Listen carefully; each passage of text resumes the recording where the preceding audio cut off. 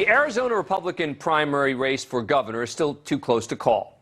But one Republican candidate is saying, let's count all the votes, and the other is saying, I'm ahead, so that means I won and there's no need to keep counting. That just feels un-American. And now is the time to discuss it. Not when it's a Democrat against a Republican. Now, when no one can claim partisanship. I have absolutely no dog in this fight. I don't live in Arizona. I don't care who wins the primary. I do care about election results being respected. Arizona Republicans went to the polls last night to choose between 5 candidates to be their party's nominee for governor. Kari Lake and Karen Taylor Robeson separated themselves from the pack, and at this hour, they're locked in a tight battle, although it looks like Lake is edging out in front. The latest numbers show Lake ahead by a little more than 11,000 votes, with 88% of the vote in. New results from Maricopa, Arizona's biggest county, are due in at the top of the hour. But Kari Lake, who has been vocal in claiming that the 2020 election in Arizona was stolen from Donald Trump, has taken a page out of the former president's playbook and suggested, even before the election, that there would be fraud, and now has already declared victory. There is no path to victory for my opponent, and we won this race, period. And that's not true. Look, it's very possible that Kari Lake wins the race. She's absolutely the favorite at this moment with a notable lead. But the idea as of 10:20 local time last night, when she made those remarks, that she had a victory locked up is nonsense. In fact, she was trailing at that time. Now, this is the time for us to hash this out and restore some sanity. Let's be clear first. Robeson is a staunch supporter of the Second Amendment, opposed to abortion, favors conservative border security policies, has raised more than $1 million on behalf of Donald Trump in 2016 and 2020. She goes down the line. She takes a reliably conservative position on just about everything. So this isn't about politics. But this is what Kari Lake said last night. While she was still trailing Robeson, and right out of the gate, she questioned the election's integrity. I wanted to say, wow, we already have the final results, but we know how our election systems work, and they don't work well. No, they didn't have the final results. Our election systems don't work well unless and until the results show she won. Now compare that to what Robeson, who was ahead when Lake made her remarks last night, said about the credibility of the vote. There are a lot of good people involved in this process, and it is vitally important that they take the time necessary to get it right. Whether you cast a ballot for me or one of my opponents, every legitimate vote counts. That's exactly what our political candidates need to be saying at this point. Let the process play out. Count every vote. Get it right.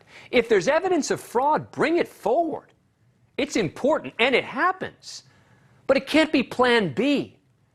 And Lake talks about fraud a lot without any real evidence to back it up. We're not going to take our election systems being this messed up. Can you believe it? I got the numbers here. We have barely any votes counted. We won today 7 out of 10 election day votes. Do you know that? That is massive. And those votes are not counted yet. When she decides votes are legitimate versus not is confusing to me. But look, there were issues in Pinal County, Arizona, where as many as 20 precincts either ran low on ballots or ran out of them altogether, leaving voters to cast their ballots on machines typically reserved for handicapped voters. They figured out an imperfect fix. There are minor administrative issues that pop up in every election. But there's an enormous difference between that and fraud. And how do we know that the issues, if there were any, helped her opponent? Look, it's tough to win an election when so much of your platform is focused on not trusting the results. She'd been laying the groundwork for weeks ahead of the election. Speaking to reporters in Phoenix today, Lake added, quote, "We outvoted the fraud." Wait, so the votes for her were legitimate, but her opponents must have benefited from the supposed fraud. It's a convenient way to ensure you win every election, either at the ballot box or by claiming you won, but by saying that there was fraud. And Robeson, rightfully called her out on it. You may have heard my opponent say some things. She started making vague accusations about voter fraud even before the first vote was counted.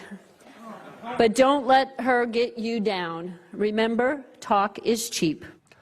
Talk may be cheap, but sadly, what I like to call the marginalized moderate majority stands to pay a price for this kind of effort to sow doubt in our elections, because it's only the most fringe candidates who are talking about a fundamentally rigged voting process.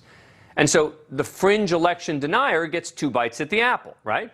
Either the actual votes, where they say we won, or the votes they claim they should have won.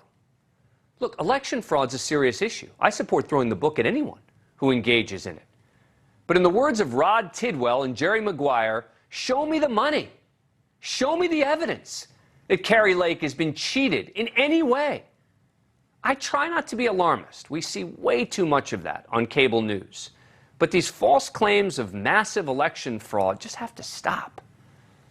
Joining us now is Benny White, a data analyst for the Arizona Republican Party and a leading expert on Arizona elections. He served on the Pima County Election Integrity Commission for 8 years and has done a deep dive on the 2020 election results in the state. Benny, thanks very much for coming on the show. Appreciate it. So what do you make of these comments from Kari Lake? Well, Dan, to me, they just demonstrate that she doesn't know very much about elections or election administration. And she's used the Trump playbook that we've heard for the last couple of years, that if you tell a lie often enough and repeat it over and over, it becomes the truth in the public's perception of what's going on. Well, let me ask you this. Like, you know Arizona Republican politics as well as anyone. If Robeson were to come out ahead in the vote, which seems unlikely at this point, but if she were, would Arizona Republicans be ready to reject that and buy into Kari Lake's claim without any evidence that there was fraud and that's the reason Robeson won? I think that the Kari Lake phenomenon captures about 25% of the Republicans in Arizona. Her total vote at this point indicates about 15% of the registered Republicans have voted for her. Karen Taylor Robeson has just a little bit smaller number than that. At last night's results, I estimated that we still have about 176,000 mail ballots to be counted. Karen Robeson was far in advance, about 43,000 votes in the mail ballots that were reported earlier. I don't see any information that leads me to believe that those next 175,000 voters are going to vote any differently than those first ones did. So I think there's a very strong possibility that these results reverse. Karen Taylor Robeson wins the election, and then Kari Lake will probably file infinite number of lawsuits and make claims of all kinds of stuff. But again, I don't mind her filing lawsuits, right? I'm totally fine with a lawsuit claim, having that resolved in the courts. I'm much more concerned about the claims that are just made in the court of public opinion, because in a courtroom, you got to present evidence. You got to present facts.